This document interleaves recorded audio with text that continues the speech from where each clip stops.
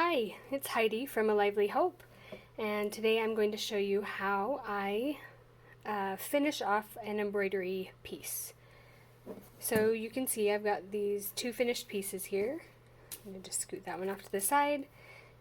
This one, it's a little wrinkly from when I soaked it to remove the Fabri-Solvi. That's how I transferred the pattern here, but it'll be fine once I get it in this hoop. So I am actually a big fan of just framing things right in the hoop. I love the change that something round on the wall brings rather than most of the things that we frame, which are square or rectangle. I think this is a fun way to kind of change up the decor. So you can see I'm just putting it in here, pulling it nice and taut. And then I will tighten the screw a bit and then just keep pulling until the wrinkles are all out and everything is tight and smooth. Tighten it a little, pull it some more.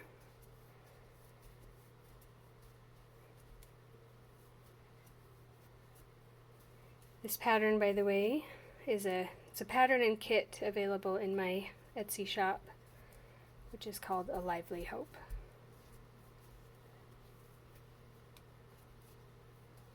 Okay, so I really want to make sure that that bookshelf is straight. So I'm paying special attention to that as I tighten. Okay. So that looks good.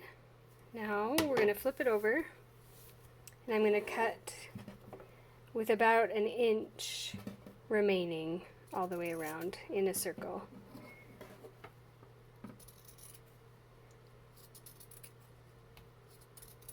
A lot of people will finish by sewing felt on the back, which is great if that's what you want to do.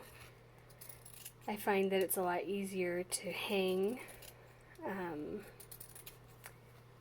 if I don't do it that way. So I actually just use tacky glue and glue these edges under into the back of the frame. So I've got the front here. I'm gonna just make sure everything is the way I want it. Making sure it's all nice and smooth, and then I'm just taking this regular tacky glue and I'll put it around the inside of the frame. You could also definitely use hot glue. I just find that this gives a little bit nicer finish with less stress for me and fewer burns because I definitely tend to burn myself with a hot glue gun. So if you are like me, this might be a good option.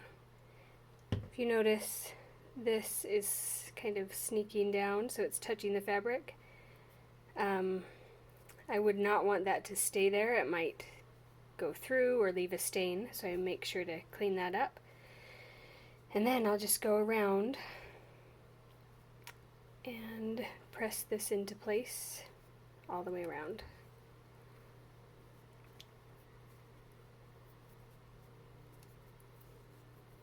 You'll need to work with it a little bit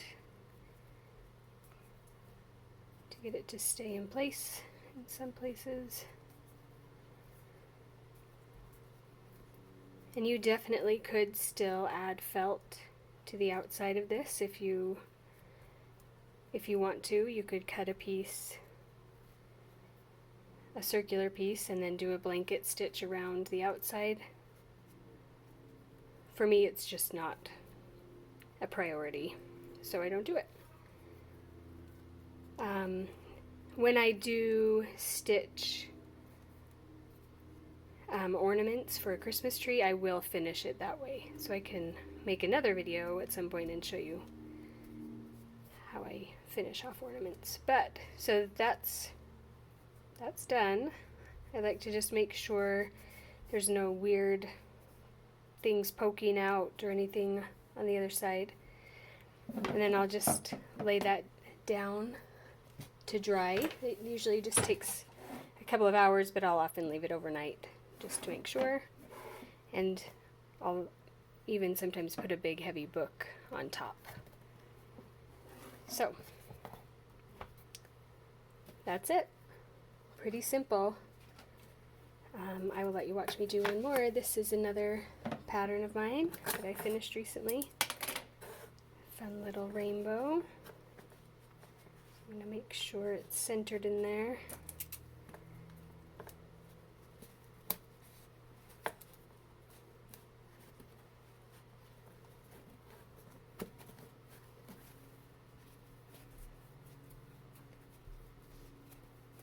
Again, just pull it all tight. This is called the Rainbow Sampler.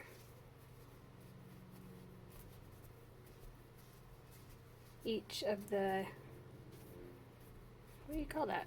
Array? I don't know. Each of the colors is a different stitch. So this is a really fun one to learn on if you're just beginning embroidery. It's also awesome for kids because it's done quickly and you have a nice finished product. Okay, so again I cut off the excess about 1 inch out.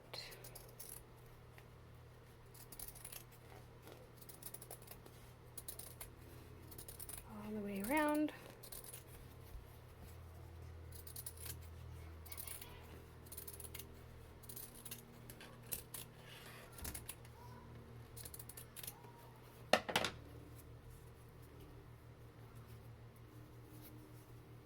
Check it again.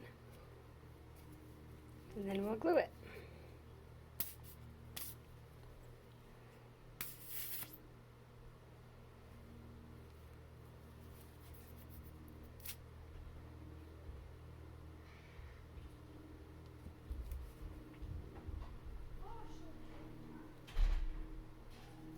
You can probably hear my kids. They just came in from playing outside. So if anyone barges in, that's who it is. Okay, pretty simple. Gives a nice tight effect and holds it in place.